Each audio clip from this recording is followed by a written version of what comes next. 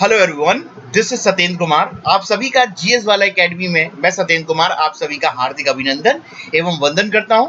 सबसे पहले आप सभी को वेरी वेरी गुड आफ्टरनून, सभी को राम राम, राधे राधे, सभी को नमस्कार। जितने भी एस्पिरेंट्स हैं जो मुझसे ऑनलाइन और ऑफलाइन कनेक्ट थे, तो उन सभी स्टूडेंट के लिए आज मैं अपना यूट्यूब पे लेक्चर लेकर आया हूं। अगर आप हिस्ट्री की तैयारी कर रहे हैं, अगर आप गवर्नमेंट एग्जाम की तैयारी कर रहे हैं, अगर आप यूपी पीएससी का एग्जाम दे रहे हैं, यूपी लोअर पीसीएस का एग्जाम दे रहे हैं, यूपीएसआई, आरओ, एआरओ, जितने भी टीचिंग एग्जाम, टेट के एग्जाम होते हैं जहां पर एसएसटी या जीएस एक बड़ा सब्जेक्ट होता है और जीएस में हिस्ट्री एक वास्ट सब्जेक्ट के रूप में देखा जाता है, बड़े सब्जेक्ट के रूप में देखा जाता है, तो आज का हमारा लेक्चर हिस्ट्री पर ही होगा। और इससे पहले भी मैंने अपने जो वीडियो बनाए अपने चैनल जीएस वाला एकेडमी पर हिस्ट्री पर ही बनाए, जहां पर मैंने एमसीक्यू या पुराने क्वेश्चंस के आधार पर पुराने प्रश्नों को सॉल्व करके थ्योरी को समझाने की कोशिश की है। उम्मीद करता हूं कि ये लेक्चर देखने के बाद अगर आप पहली बार विजिट कर रहे हो तो चैनल को लाइक, शेयर और सब्सक्राइब और दूसरों को अपने फ्रेंड सर्कल में शेयर अवश्य करेंगे। सबसे पहले जीएस वाला एकेडमी में मैं सत्येंद्र कुमार आप सभी का हार्दिक अभिनंदन करता हूं। जैसा कि आप मेरी प्रोफाइल देख रहे हो कि मैं पिछले 5 वर्ष से अध्यापन एजुकेटर के रूप में काम कर रहा हूं। UP PCS, lower PCS, RO, ARO और भी गवर्नमेंट एग्जाम जितने भी टीचिंग एग्जाम होते हैं उनको मैं लगभग पिछले 5 वर्ष से अधिक समय से पढ़ा रहा हूं। मेरे वर्किंग सब्जेक्ट हिस्ट्री है, इतिहास पढ़ाता हूं मैं, और इतिहास के साथ साथ करंट अफेयर, निबंध हो गया, निबंध प्रैक्टिस, और बाल मनोविज्ञान जिसे आप सीडीपी के नाम से जानते हो, बाल मनोविज्ञान जो टीचिंग एग्जाम में आता है। और टीचिंग एग्जाम में सीडीपी के साथ साथ ईवीएस, पर्यावरण अध्ययन एंड पेडागोजी, और करंट अफेयर, पॉलिटी जैसे सब्जेक्ट को मैं पढ़ाने की एक कोशिश करता हूं और उम्मीद करता हूं अब एक ईमानदार थोड़ा सा प्रयास कर सकूं, एक ताकि मैं अपने बच्चों जो भी मुझसे पढ़े उनका रिजल्ट बेहतर हो सके। अभी तक जो प्रयास किए हैं वो सकारात्मक देखने को मिले हैं, टीचिंग एग्जाम में भी और भी गवर्नमेंट एग्जाम में भी। ठीक है, ये मेरा इंट्रोडक्शन था। और प्रेजेंटली मैं अभी पिछले कुछ समय से KD campus private limited Delhi headquarter में भी कुछ समय से पढ़ा रहा हूं और झांसी में भी बहुत सारे संस्थान में पढ़ा चुका हूं। उम्मीद करता हूं कि ये लेक्चर आपको पसंद आएगा। आइए लेक्चर को इंट्रोड्यूस करने से पहले 2 मिनट और बात करना चाहेंगे। कोविड की सेकेंड फेज के समय उम्मीद करता हूं कि आप जितने भी एस्पिरेंट्स होंगे, अगर घर पर हैं या घर के बाहर हैं, उम्मीद करता हूं घर पे रहना जरूरी है, तो पॉजिटिव रहिए, पॉजिटिव एटीट्यूड बना के रखिएगा, मेंटल पॉजिटिव होना चाहिए, क्योंकि पॉजिटिव एनर्जी अगर आपके पास रहेगी, एटीट्यूड पॉजिटिव होगा, अगर पॉजिटिव रूप से मजबूत रहेंगे आप लोग, तो आपके चारों ओर जो ओरा होता है, जिसे मैग्नेटिक मंडल बोलते हैं, जो 7 चक्रों से मिलकर बना होता है, वो आपका चक्र जो आपको बीमारियों से बचाने के काम करता है, उस चक्र को चुंबकीय मंडल बोलते हैं। अगर ये ओरा आपके आसपास जो बना है वो मजबूत बना रहेगा तो यकीन मानिए कोविड आपके पास नहीं आएगा। तो करना क्या है, पॉजिटिव एनर्जी रखिए, और ये पॉजिटिव एनर्जी अपने पास ही नहीं रखना है, अपने दोस्त यार, घर परिवार में सबको खुश रख के उनको भी इस एनर्जी को देने का काम करना है। उम्मीद करता हूं कि अब जो मैं अपने बातें बोल रहा हूं वो आपको समझ में आ रही होंगी।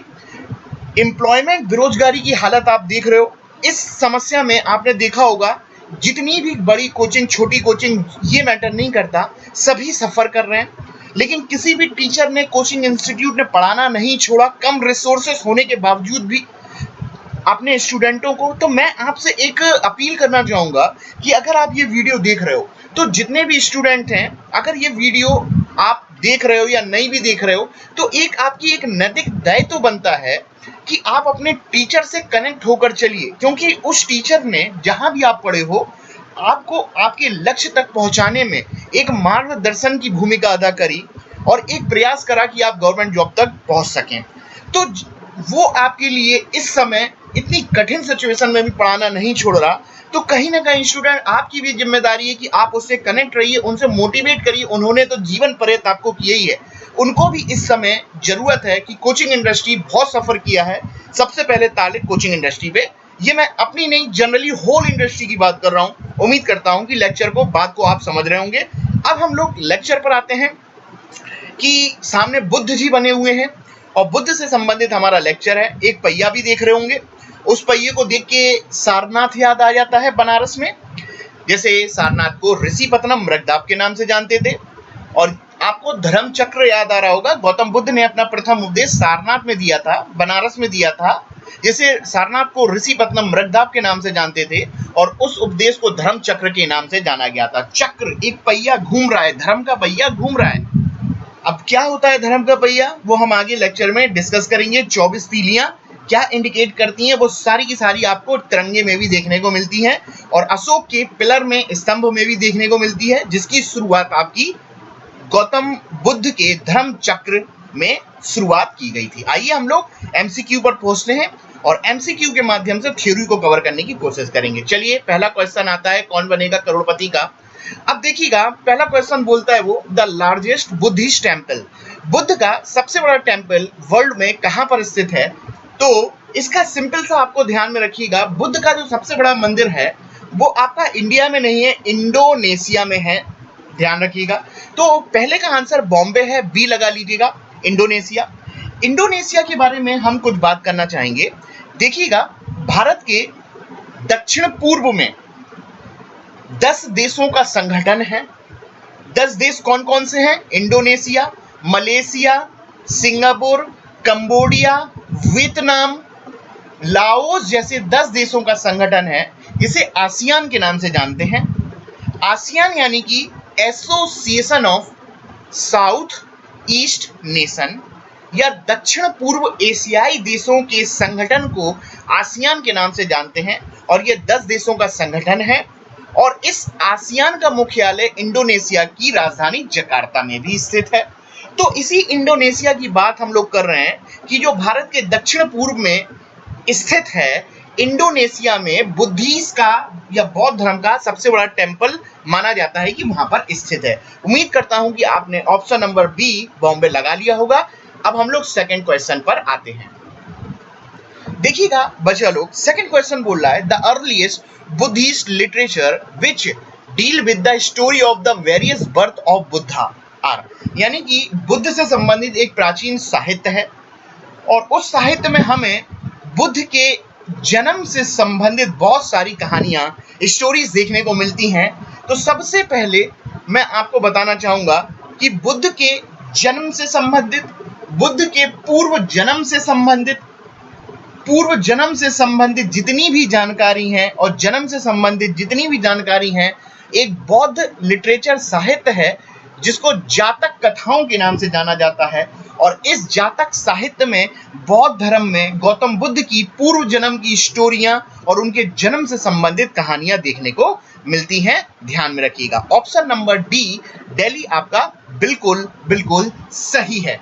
जातक कथाएं, बच्चा लोग, बुद्धों का या बौद्ध धर्म का एक ग्रंथ है जिसे जातक कथाओं के नाम से जाना जाता है और इस जातक कथाओं में बुद्ध के पूर्व जन्म और जन्म से संबंधित जितनी भी कहानियां हैं वो देखने को मिलती हैं।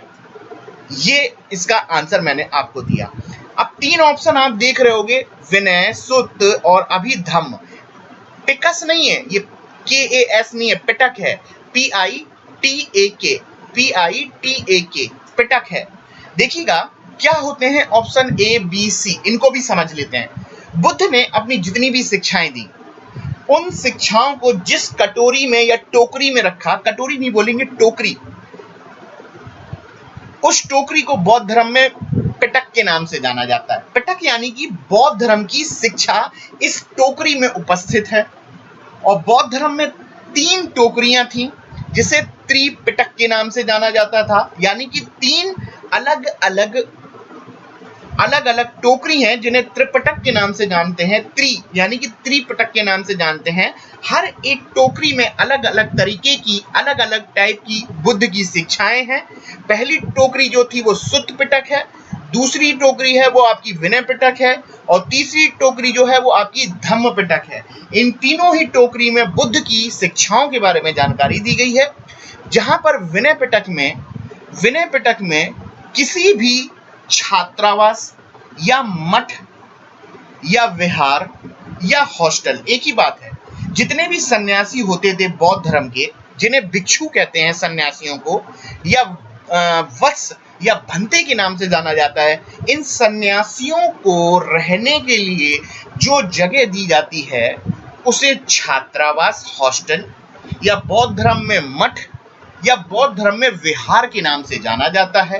तो इस विहार में या हॉस्टल में जो बौद्ध भिक्षु रहते थे, उनके रहने के लिए उनके अनुशासन और व्यवहार से संबंधित जो नियम बनाए गए वो आपका विनय पिटक के नाम से जाना जाता था। धम्म पिटक क्या होता है? धम्म यानी कि बुद्ध के दर्शन या फिलॉसफी से संबंधित जो थ्योरी निकल कर आएगी। उम्मीद करता हूं जो मैं समझाने की कोशिश कर रहा हूं धीरे धीरे लेक्चर के माध्यम से आपको सब कुछ समझ में आता जाएगा। वेट करिए, आपको पूरे एमसीक्यूज में आपको कराऊंगा। आइए थर्ड क्वेश्चन पे बढ़ते हैं। अब देखिएगा, among the following who was the personal physician of Gautam Buddha? इनमें से कौन गौतम बुद्ध का पर्सनल या व्यक्तिगत रूप से फिजिशियन था? फिजिशियन डॉक्टर होता है, दो प्रकार के डॉक्टर होते हैं, एक फिजिशियन एक सर्जन। सर्जन यानी कि जो काट पीट करता है, और फिजिशियन यानी कि जो शरीर को स्पर्श करके दवा के माध्यम से निवारण करता है। तो गौतम बुद्ध के दरबार में एक फिजिशियन डॉक्टर था, उसका नाम क्या था? इन चारों में से क्या नाम था? तो देखिएगा, मैं आपको बता देता हूं, चरक तो हो ही नहीं सकता, ऑप्शन नंबर बी। चरक ने चरिक संहिता लिखी है और ये आयुर्वेद से ही संबंधित है, सर्जरी से ही संबंधित है चरक। चरक ने चरिक संहिता में बहुत सारी सर्जरी की जानकारी दी है प्राचीन काल में, लेकिन ये चरक का इतिहास मौर्य वंश के बाद देखने को मिलता है। जब कनिष्क कुषाण वंश हम लोग को देखने को मिलेंगे ना, जो उस समय आपको देखने को मिलेगा, यानी कि चरक तो बाद में आया, गौतम बुद्ध के समय नहीं। नागा अर्जुन भी गौतम बुद्ध के समय नहीं था, ये मौर्य वंश के बाद आया। जब भारत में हिंद यूनानी या बैक्ट्रियाई यूनानी का आक्रमण हुआ, उस समय हमें नागा अर्जुन या नागसेन देखने को मिलता है। और ये नागा अर्जुन तो भिक्षु था यार, ये डॉक्टर था ही नहीं। ये नागा अर्जुन जिसे नागसेन के नाम से जानते हैं, जिसे भारत का आइंस्टीन के नाम से जानते हैं, जिसने बौद्ध धर्म की शिक्षा ली थी, बौद्ध धर्म की शिक्षा मिनांडर से ली थी। और इस नागा अर्जुन या नागसेन ने बौद्ध धर्म से संबंधित जो भी साहित्य है वो मिलिंद पन्हो नामक पुस्तक में हमें नागा अर्जुन की जानकारी मिलती है। और मिनांडर के साथ जो भी उसने टॉक किया, जो भी वार्तालाप करी, मिनांडर जो राजा हुआ करता था जिसने बौद्ध धर्म की शिक्षा नागार्जुन से ली, यानी ये तो बौद्ध भिक्षु है। और चरक आपका बाद में आया है, यानी कि इन चारों में से अगर सही आंसर आपको चाहिए तो वो है जीवक। जीवक को राजवैद्य के नाम से जाना जाता था और ये गौतम बुद्ध के फिजिशियन होते थे जीवक। और ध्यान रखिएगा, बिंबिसार होता था ना, जो बिंबिसार जो हर्यक वंश का संस्थापक था, जो मगध वंश का संस्थापक था, और जिसने मगध वंश पर हर्यक वंश की स्थापना करी, बिंबिसार का भी वैद्य कौन था? आपका जीवक ही था। ध्यान रखिएगा, जीवक ही नाम आपको देखने को मिलेगा। और यही जीवक अवंती के राजा का उपचार करने गया था, या उज्जैन के राजा का उपचार करने गया था, जब उसको जॉइंटिस या पीलिया हो गया था। और उस समय उज्जैन का राजा का नाम जो था चंड प्रद्योत था। होता क्या है कि ये उज्जैन का राजा चंड प्रद्योत हर्यक वंश के संस्थापक बिंबिसार से लड़ाई लड़ता है, दोनों के बीच में आगे चल के संधि हो जाती है। मानता हूं कि मगध वंश बिंबिसार ज्यादा ताकतवर था, लेकिन उज्जैन भी कम नहीं था चंड प्रद्योत। बाद में संधि हो गई, आगे चल के चंड प्रद्योत बीमार हुआ, तो उसके उपचार के लिए बिंबिसार ने अपने राजवैद्य जीवक को उपचार के लिए भेजा था। ध्यान रखिएगा, तो इसका आंसर आप सी लगा लीजिएगा। ठीक है, उम्मीद करता हूं कि आप लोगों ने आंसर लगा लिया होगा। चलिए चौथे क्वेश्चन पे आते हैं। The Buddha delivered his first sermon known as turning of wheel of law. Turning का अर्थ होता है घूमना, टर्न करना, और व्हील यानी कि पहिया, यानी कि पहिया घूम रहा है, काहे का? विधि का। बुद्धा ने अपना प्रथम उपदेश जो दिया, बुद्धा ने प्रथम उपदेश दिया, उसे धर्म का पहिया या धर्म चक्र प्रवर्तक के नाम से जाना जाता है। ध्यान रखना, गौतम बुद्ध का प्रथम उपदेश धर्म चक्र के नाम से जाना जाता है। और ये पहला उपदेश उन्होंने जो दिया था वो सारनाथ में दिया था। ऑप्शन नंबर बी बॉम्बे बिल्कुल सही है। आइए थोड़ा समझते हैं। देखिएगा, जब गौतम बुद्ध 29 वर्ष की उम्र में घर से भागने नहीं, घर छोड़कर चले गए, अपने घर परिवार को छोड़ के, बहुत डिफिकल्ट काम रहा होगा, घर छोड़ के चले गए। और घर छोड़ने के बाद 35 वर्ष की उम्र में इनको पीपल वृक्ष के नीचे गया शहर में पुनपुन नदी के किनारे ज्ञान प्राप्त हुआ। तब से गया बौद्ध गया हो गया और बुद्ध गौतम बुद्ध हो गए। गौतम बुद्ध हो गए, गौतम बुद्ध यानी कि नॉलेजेबल, यानी कि ज्ञानी पुरुष, यानी कि प्रकाशित पुंज, एनलाइटमेंट। एनलाइटमेंट यानी कि एनलाइटमेंट का अर्थ होता है प्रकाशित पुंज, जो नॉलेजेबल पर्सन हो, जिसने अपनी नॉलेज से पूरी दुनिया को अंधेरे से उजाले की ओर लाया हो। इसलिए गौतम बुद्ध को एशिया का पुंज कहा जाता है, ध्यान रखेंगे। तो गौतम बुद्ध जब ज्ञान प्राप्त कर रहे थे बच्चा लोग, तो होता क्या है कि शरीर कमजोर होता गया उनका। और एक दिन बताते हैं कि जब वो पेड़ के नीचे बैठे हुए थे, तो एक कन्या, एक औरत उनके पास खीर लेकर आती है, जो उनको खीर देगी। और इतने में ही क्या होता है कि गौतम के कुछ फ्रेंड होते थे जो आगे चल के उनके शिष्य बनेंगे। जब उन शिष्यों ने या उन 5 आदमियों ने जो गौतम बुद्ध से ही कनेक्ट थे, गौतम बुद्ध के हाथों में कटोरी में खीर देखी, तो उनका ध्यान गया कि गौतम अपने पथ से भ्रष्ट हो चुका है। वो तो ज्ञान प्राप्त कर रहा था और वो तो सन्यासी जीवन व्यतीत कर रहा था, और अब ये भोजन का सेवन करने जा रहा है, और उसने तो बोला था कि हम भोजन सेवन करेंगे नहीं। तो ऐसे में क्या होता है कि ये 5 सन्यासी बुद्ध को छोड़ के चले जाते हैं। लेकिन वही है ना, चमत्कार को नमस्कार। जब गौतम बुद्ध ने 35 वर्ष की उम्र में ज्ञान प्राप्त किया, और ज्ञान प्राप्त करने के बाद इन 5 सन्यासियों को, और इन 5 सन्यासियों को इतिहास में कौंडिन्य के नाम से जाना जाता है। और इन्हीं 5 सन्यासियों को जब वो बनारस पहुंचते हैं, बनारस में एक जगह है सारनाथ, इसी सारनाथ में इन 5 सन्यासियों को गौतम बुद्ध ने अपना शिष्य बनाया था, जिन्हें इन 5 सन्यासियों को कौंडिन्य के नाम से जानते हैं। और सारनाथ का प्राचीन भारत में नाम है मृगदाप या ऋषिपत्तनम। मृगदाप या ऋषिपत्तनम सारनाथ का नाम होता था। उम्मीद करता हूं यहीं पर उपदेश दिया था, यानी कि ऑप्शन नंबर बी आपने बॉम्बे बिल्कुल लगा रखा होगा, बिल्कुल सही लगा लिया होगा। बाकी ऑप्शन तो कनेक्ट नहीं हो रहा है यार। सांची तो स्तूप के लिए फेमस है, और बोध गया तो ज्ञान के लिए फेमस है आपका, यानी कि बिल्कुल सारनाथ आपने लगा लिया होगा। उम्मीद करता हूं आपको आंसर मिल गया होगा। चलिए आगे बढ़ते हैं। 5वां क्वेश्चन देखिएगा, in Buddhism what does Patimokkha stand for. In Buddhism में पतिमोक्ष क्या करता था, या इसका क्या स्टैंड था, इसका क्या मीनिंग था। पतिमोक्ष देखिएगा, a description of Mahayana, a description of Hinayana, the rules of a Sangha, और question of a king Menander. ध्यान से सुनिएगा, बुद्धिज्म में पतिमोक्ष हीनयान महायान से संबंधित नहीं था। जो संघ हुआ करता था, जो भिक्षुओं के लिए बनाया गया था, उस संघ के कुछ नियम होते थे, रूल्स ऑफ संघ होते थे, उसके लिए पतिमोक्ष शब्द का इस्तेमाल आया है। ठीक है, ध्यान रखेंगे। उम्मीद करता हूं आपने ऑप्शन सी लगा लिया होगा। आइए हम लोग ए और बी को भी समझ लेते हैं क्या है।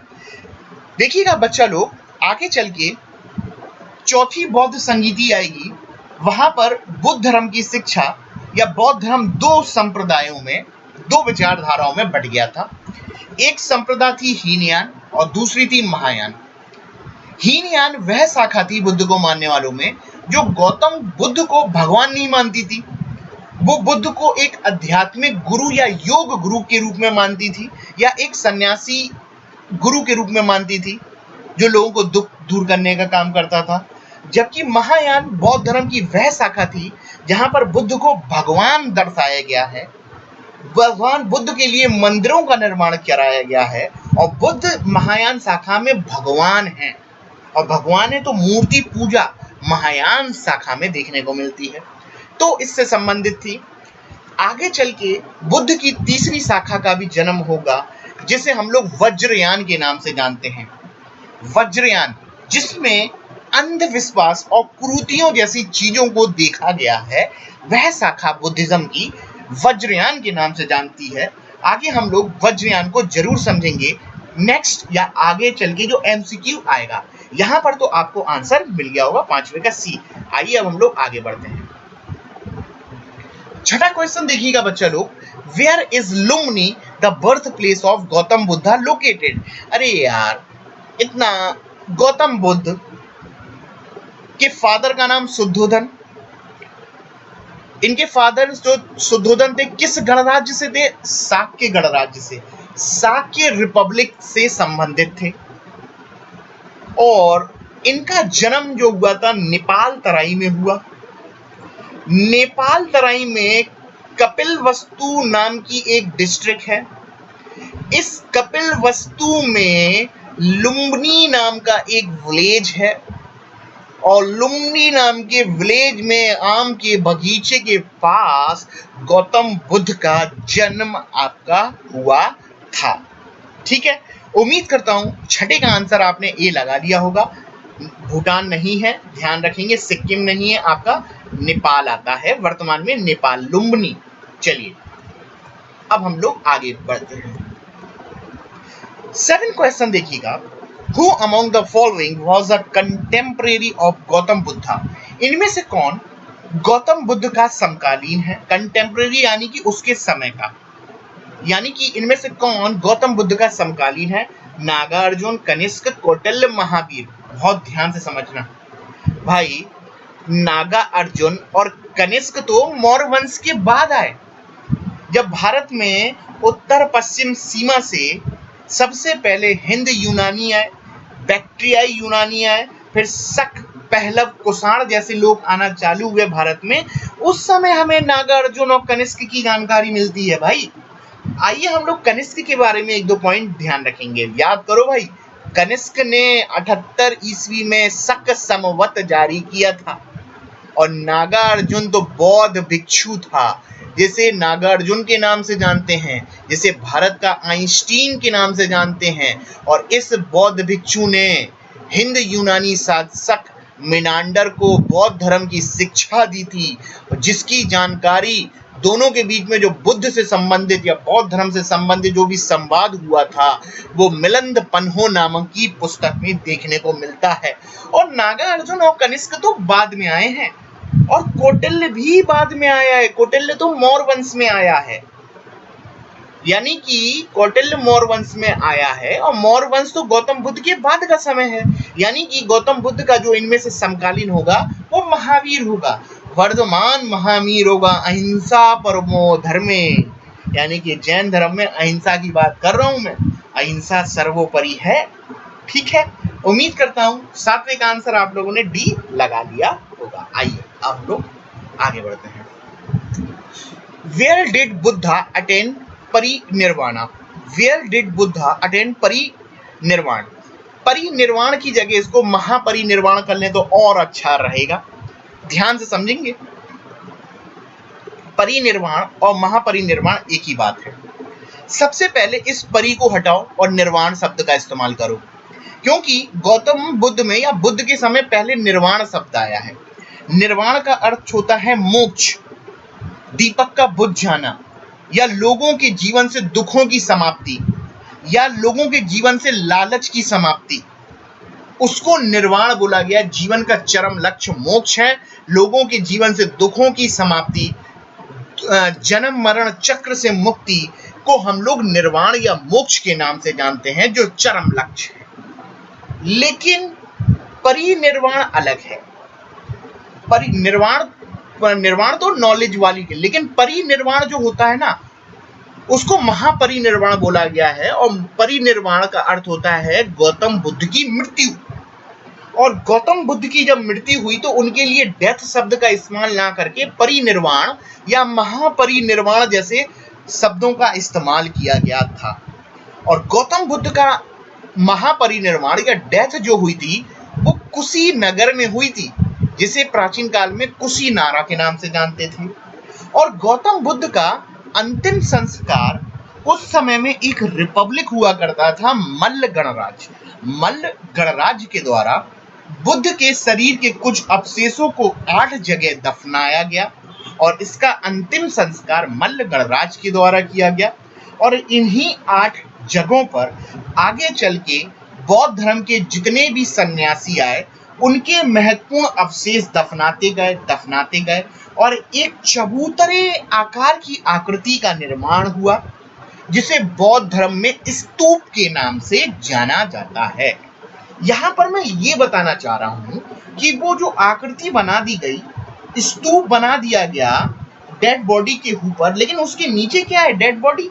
यानी कि डेड बॉडी को बौद्ध धर्म में क्या बोला गया? महापरिनिर्वाण, या मृत्यु को महापरिनिर्वाण बोला गया है। और मृत्यु का प्रतीक क्या होना चाहिए यहाँ पर? स्तूप।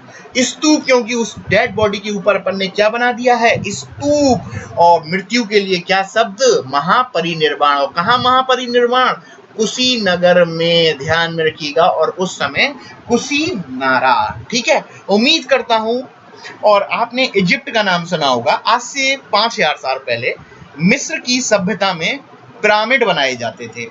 वहां पे जो बड़े बड़े लोग, किंगडम, राजा महाराजा, पुरोहित लोग होते थे, मर जाते थे तो उनको दफना दिया जाता था और उनकी डेड बॉडी को वहां पर ममीज के नाम से जानते थे। ममीज मूवी भी आ चुकी है, ध्यान रखिएगा।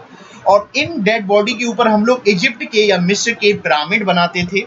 और वो जो डेड बॉडी होती थी उनको ममीज के नाम से जानते थे। वो डेड बॉडी आज भी रहस्य का वो बना हुआ है। बहुत संभाल के रखते थे वो लोग पिरामिड के नीचे डेड बॉडी को। कम टेम्परेचर पे रखा जाता था डेड बॉडी को जमीन के अंदर। उसके ऊपर लीलेन का कपड़ा चढ़ाया जाता था और उसके ऊपर, बॉडी के ऊपर तेल की पॉलिशिंग की जाती थी। ऐसा इसलिए कि वर्तमान में उस डेड बॉडी को 5000 साल बाद भी अगर उसके बारे में डीएनए से जानकारी लेना हो तो हम लोग काफी कुछ इजिप्ट के पिरामिड में प्राप्त कर सकते हैं इन ममीज के माध्यम से। ठीक है, उम्मीद करता हूँ लेक्चर को आप समझ रहे होंगे। आंसर आपने कुशीनगर लगा लिया होगा। बोध गया हो नहीं सकता क्योंकि ज्ञान प्राप्त किया था। राजगीर हो नहीं सकता, ये तो मगध की प्रारंभिक राजधानी थी जिसे राजगीर या राजगृह के नाम से जाना जाता था। चलिए आगे बढ़ते हैं। नवा क्वेश्चन आपके सामने। The monk who influenced Ashoka to embrace Buddhism was. इनमें से किसी एक ने अशोक को प्रभावित किया था बौद्ध धर्म। इनमें से किसी एक ने अशोक को प्रभावित कर दिया था बौद्ध धर्म अपनाने के लिए। तो इन चार में से वो कौन व्यक्ति है? तो उस व्यक्ति का नाम है उपगुप्त। उपगुप्त जो कि भिक्षु था बौद्ध, इससे प्रभावित होकर अशोक ने बौद्ध धर्म को अपनाया। आइए, बौद्ध धर्म अशोक ने किस तरीके से अपनाया? जब अशोक कलिंगा उत्कल, कलिंगा उत्कल यानी कि उड़ीसा, एक ट्रेन भी चलती है कलिंगा उत्कल, जो कि उड़ीसा को प्राचीन काल में कलिंगा उत्कल के नाम से जानते हैं। बताते हैं कि अशोक ने एक बहुत भयंकर लड़ाई लड़ी थी कलिंगा उत्कल उड़ीसा से। और इस लड़ाई में कलिंग उत्कल उड़ीसा के बहुत से लोग, 3-4 लाख लोग मारे गए थे। और इस लड़ाई की जानकारी अशोक के 13वें शिलालेख से मिलती है। इस लड़ाई के बाद अशोक ने जब चारों ओर रक्त को देखकर इसका हृदय परिवर्तन हुआ और इस हृदय परिवर्तन को और ज्यादा बढ़ावा देने में और हृदय परिवर्तित करने में उपगुप्त नामक भिक्षु ने इनको बोला कि आप बौद्ध धर्म अपना लीजिए। बहुत लड़ाई झगड़ा हो गया, हिंसा का सहारा, अब अहिंसा पर आइए, बौद्ध धर्म अपनाइए, धम्म घोष की नीति अपनाइए। धम्म यानी लोगों के कल्याण की नीति, लोगों को शांति की नीति, धम्म नीति का प्रयोग कीजिए। और धम्म महामात्र कुछ अधिकारियों की नियुक्ति कीजिए और ये धम्म महामात्र लोगों तक जन संदेश पहुंचाएंगे कि धम्म होता क्या है, लोगों के लिए जीना, लोगों के लिए कल्याण करना, अहिंसा नहीं करना धम्म कहलाता था। तो उपगुप्त नामक व्यक्ति ने अशोक को बौद्ध धर्म में परिवर्तित होने की शिक्षा दी। और यह लड़ाई जो हुई थी उड़ीसा में हुई थी, दया नदी के किनारे, जहां पर अशोक ने कत्लेआम मचा दिया था। और बाद में बौद्ध धर्म को टोटली तो अहिंसा इसने नहीं, थोड़ी बहुत तो हिंसा कंटिन्यू रही थी, लेकिन तब भी अहिंसा फॉलो कर ली थी। अब देखो यार, बृहद्रथ तो हो नहीं सकता यार। बृहद्रथ तो वो था ना मौर्य वंश का अंतिम राजा। और इस बृहद्रथ तो इतना कमजोर हुआ कि इसके सेनापति, जो कि ब्राह्मण वंश का था, आपका सेनापति इनका पुष्यमित्र शुंग ने बृहद्रथ की कैंपस में सरेआम हत्या करके मौर्य वंश को समाप्त करके शुंग वंश की या ब्राह्मण वंश की स्थापना करी। किसने? पुष्यमित्र शुंग ने। ठीक है, और फिर से हिंदू पुनर्जागरण का उसने एक दौर चलाया था। किसने? पुष्यमित्र शुंग ने। उम्मीद करता हूं आपको ऑप्शन तो मिल ही गया होगा बी। चलिए आगे बढ़ते हैं। देखिएगा, mention the place where Buddha attain enlightenment. इनमें से बुद्ध ने एनलाइटमेंट का अर्थ होता है प्रकाशित पुंज, या बुद्ध ने ज्ञान का ज्योति या ज्ञान कहाँ प्राप्त किया था? एनलाइटमेंट यानी कि नॉलेजेबल। इनको ज्ञान कहाँ प्राप्त हुआ था भाई? सारनाथ में नहीं, सारनाथ में तो उपदेश दिया था, बोध गया में ज्ञान प्राप्त हुआ था। ऑप्शन नंबर बी बिल्कुल सही है।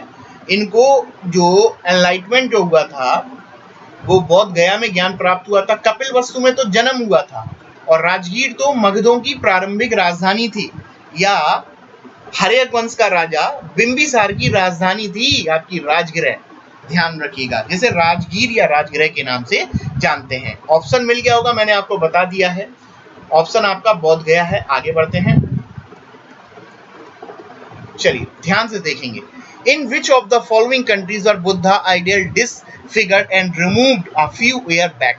अभी कुछ समय पहले या मध्यकालीन भारत के इतिहास में जब भारत से बुद्ध धर्म बिल्कुल का बिल्कुल समाप्त हो गया, ये पाकिस्तान और अफगानिस्तान में सीमित था, और आगे चल के उस क्षेत्र से भी बौद्ध धर्म को समाप्त कर दिया गया।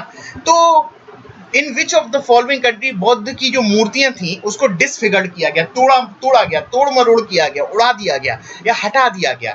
तो ऐसी कौन सी जगह थी जो फेमस है आपकी बुद्ध की मूर्तियों को हटाने के लिए? पाकिस्तान नहीं, टर्की तो बिल्कुल ही नहीं, अफगानिस्तान या ईरान? देखिएगा बच्चा लोग, अफगानिस्तान में एक जगह हुआ करती है बामियान, और ये बामियान बुद्ध स्टैचू के लिए आपका फेमस था। लेकिन मध्यकालीन होते होते अफगानिस्तान में बामियान में बुद्ध की बहुत सारी मूर्तियों को तोड़ दिया गया था। ऑप्शन नंबर सी लगा लीजिएगा आप लोग। चलिए आइए अब हम लोग लास्ट क्वेश्चन देखते हैं आज का। Lord Buddha image sometimes show with the hand gesture. Buddha की कभी कभार इमेजें एक जेस्चर यानी कि मुद्रा, हस्त हाथ वाली एक मुद्रा देखने को मिली है, जैसे भूमि स्पर्श मुद्रा कहते हैं। मुद्रा यानी कि आपका तरीका बैठने का, आंखों से देखने का, जो होती हैं, जो डांस करते हो ना, शास्त्रीय नृत्य होते हैं, उनमें मुद्राएं देखते हुए किस तरीके से बदलती है। तो मुद्रा का अर्थ होता है किस तरीके से, तरीका। और भूमि स्पर्श मुद्रा है, बुद्ध की मूर्ति मिली हमें जहां पर बुद्ध ने अपने हाथ को भूमि पर स्पर्श कर रखा है, या पृथ्वी या जमीन पर स्पर्श कर रखा है अपने हाथ को। तो उसका मीनिंग क्या है? इंपॉर्टेंट है, यूपीएससी का क्वेश्चन है, ध्यान रखेंगे। पहले तो मैं आपको एक जनरल एक बात बताना चाहूंगा। जब बुद्ध ज्ञान प्राप्त कर रहे थे, तो ज्ञान प्राप्त करने में देखो भाई, कोई भी अच्छा इंसान ज्ञान प्राप्त करेगा तो उसको परेशान करने वाले लोग तो आएंगे ही आएंगे। तो बुद्ध को परेशान करने के लिए बताते हैं कि एक नेगेटिव एनर्जी या मार नाम का एक राक्षस उनको परेशान करता है, उनको लालच देता है, उनको प्रलोभन देता है कि ये सब हटाओ, मैं तुम्हें ये दे दूंगा, वो दे दूंगा, क्या ज्ञान के चक्कर में पड़े हो, या डिस्टरबेंस करता है मार नाम का एक व्यक्ति या नेगेटिव एनर्जी। ध्यान रखेंगे। अब लेकिन यहाँ पर वो भूमि स्पर्श मुद्रा की बात कर रहा है, जहां पर बुद्ध का हाथ जमीन पर स्पर्श है। वो क्या इंडिकेट कर रहा है समझेंगे। Buddha calling of earth to watch over Mars and to prevent Mars from disturbing his meditation. देखो भाई, इतने बड़े सन्यासी हैं, एक बार समाधि पर बैठ गए ना, फिर मार आ जाए चाहे कोई आ जाए, डिस्टर्ब कर ही नहीं सकता उनको। और डिस्टर्ब करने की भी कोशिश करी होगी ना तो वो कर पाया ही नहीं होगा। कर पाता तो ज्ञान कैसे प्राप्त होता, एक जनरली बात है। तो पहले ऑप्शन ये बोल रहा है बुद्ध कॉलिंग ऑफ अर्थ, यानी कि बुद्ध अर्थ को पुकार रहे हैं और बोल रहे हैं कि मार वॉच ओवर मार एंड टू प्रिवेंट मार फ्रॉम डिस्टर्बिंग हिज मेडिटेशन। अर्थ को पुकार रहे हैं और वो बोल रहे हैं कि देखो ये मुझे डिस्टर्ब कर रहा है मेडिटेशन करने में, मार नाम की कोई शक्ति, अर्थ से बोल रहा है। दूसरा देखो क्या बोलता है, Buddha calling of the earth to witness his purity and chastity despite the temptation of Mar। यहां पर ये बोलना चाह रहे गौतम बुद्ध का जो जमीन पर, पृथ्वी पर जो स्पर्श लगाया हुआ जो हाथ है, गौतम बुद्ध पृथ्वी को साक्षी मानकर एक विटनेस की तरह बोल रहे हैं कि अर्थ एक साक्षी है, एक गवाह है उनकी प्योरिटी का, बुद्ध की, उनकी शुद्धता का, ना कि मार की लालच या प्रलोभन का। बिल्कुल सही है।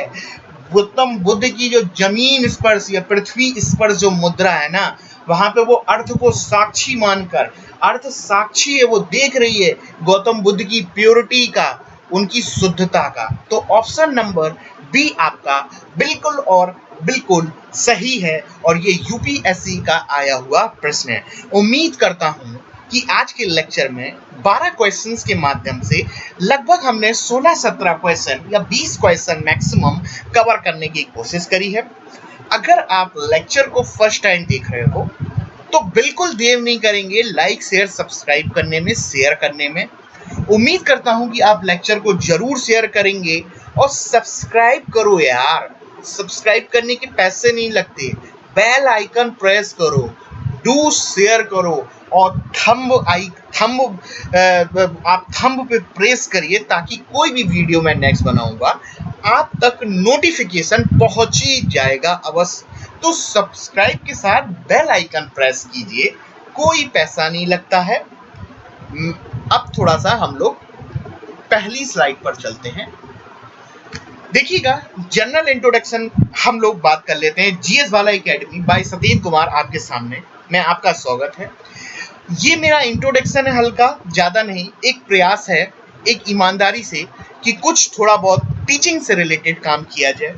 उम्मीद करता हूँ कि आप मेरी बात को, मैसेज को समझ रहे होंगे और लाइक शेयर सब्सक्राइब करेंगे ताकि मुझे मोटिवेशन मिले और मैं जीएस से related history, polity, constitution, current affair से रिलेटेड और child development, pedagogy teaching exam के लिए और पर्यावरण अध्ययन टीचिंग एग्जाम के लिए बेहतर वीडियो आप तक पहुंचा सकूं। और ये वीडियो मैं तब तक पहुंचा पाऊंगा जब आप मेरे लेक्चर्स पे कमेंट करेंगे। कमेंट देखिए, पॉजिटिव नेगेटिव कुछ नहीं, कुछ भी करिए, उससे मुझे पता चलता है। ठीक है, तो ये था आज का हमारा लेक्चर। उम्मीद करता हूं कि जल्द हम लोग मिलेंगे नेक्स्ट लेक्चर में। मैं आपका फ्रेंड सतेंद्र, धन्यवाद, thank you, okay, bye bye.